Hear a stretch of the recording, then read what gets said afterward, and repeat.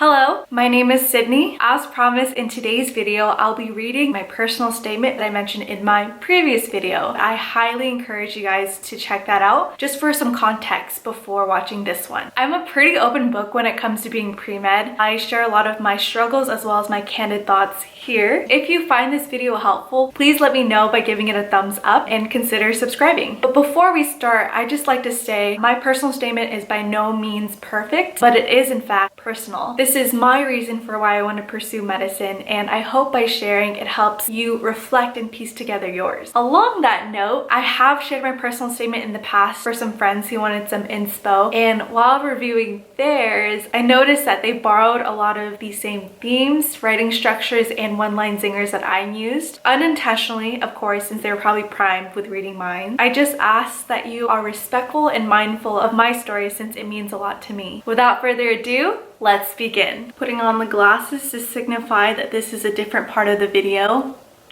My fake eyelashes interfering with the lens. Why am I nervous? Okay. My personal statement. A congested wheeze escapes the corners of her mouth. Tinged with sharp gasps for air, she sits still. Her glazed eyes zone out in the immediate distance, defeated in the reality of her health. It wasn't always like this. Pills pour into her spider-veined hand. Morning, gulp. Afternoon, swallow. Evening, sip.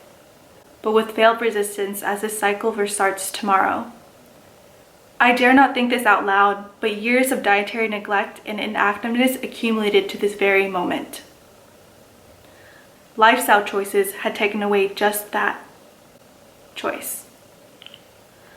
I recall the day my grandma clenched my hand. Her nails pressed tenderly into its heel. She lay still, and I waited, trying to make sense of the indiscriminate beeps in urgent care. At this moment, everything I knew about our dynamic changed. There I stood, responsible for my grandma's health. There I wavered, afraid, worried, and heartbroken to translate. Manoy, we need to go to the ER. Compounded by her physical ailments, I drew upon my grandma's frustrations. It unsettled me. Mistrust tainted every physician-patient interaction, and in my opinion, for no concrete reason. The medical team endorsed expertise and compassion in every decision, yet these qualities can compensate for the crucial missing piece: communication. With communication, there is trust. With trust, there is peace. With peace within ourselves, there is health. I admit, I've taken this peace for granted in the past. As a second-generation young adult, I haven't undergone the same financial, cultural, and linguistic difficulties inherent in the immigrant experience. However, I created motivation from how these barriers impact the underserved, barriers that fuel my path to community medicine. I knew I always wanted to be a doctor.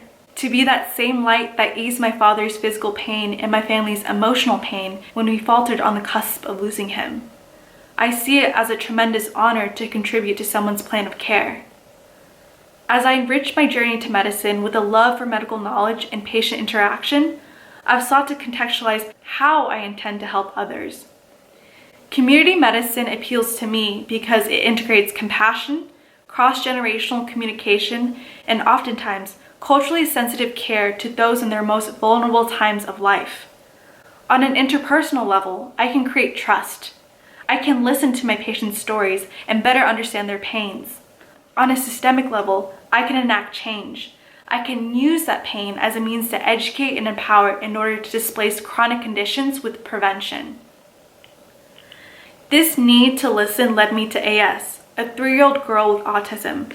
Her signature, "Hi teacher," welcomes me into her home every Monday and Wednesday for session. With parents that alternate between stay-at-home care and full-time work, AS has the support of parents who try their absolute best. However, in seeking the best care for their child in an unfamiliar realm, AS's parents have had to relinquish control, a worrisome feat, especially from an immigrant perspective. Upon meeting them as a behavior technician, the hesitance that furrowed their brows melted. I greeted their family with bows, burnt incense out of respect at their ancestral shrine, and explained AS's programs in Vietnamese. I connected with them, and we built trust in each other. This trust was powerful. It transcended miscommunications that used to cloud AS's care. I found this kind of interaction reappear time and time again. From grasping onto remnants of elementary Spanish to ensure a patient felt safe during a hospital discharge, to reading about a patient's fear concerning her scleroderma as a pen pal, I listened. I received these words in their truest forms, and I empathized. As an aspiring provider, I learned that where there is a genuine intent to take care of people, there will always be a way to connect with them. Circumstance and communication know no bounds to caring for others. While listening gave me insight into individual pains, it also provided the framework as a health fair coordinator to progress the health of many.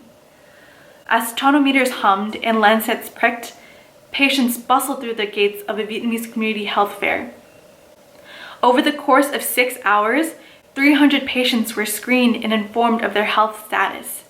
They left empowered with their next steps to seek further care. Most importantly, they left with peace of mind. In bringing together providers to serve those who didn't have regular access to care, we created community. We conversed, educated, and empowered. I grew up on the notion that we take care of our own. As I age and define this ambiguity, I see that all people, regardless of their language, beliefs, and SES, constitute our own. From realizing my linguistic niche, perched bedside to my grandma, to discovering my desire to advocate for others through AS and VCH, I embrace the challenges of redirecting reactionary care to preventative care.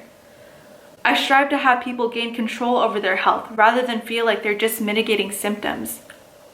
Most importantly, I intend to embody community in all that I do, until the sentiment, "It wasn't always like this," changes to, "It doesn't have to be like this." And scene! I hope that wasn't weird to listen to. I didn't make any eye contact, but just know I was trying to connect with you, but I just don't have good memories yet. Okay, so was that cool? Anyways, if you have any questions, please leave it in the comments below, or let me know by sending me a personal message through my Instagram. As always, thank you so much for watching, and I will see you next time. Bye.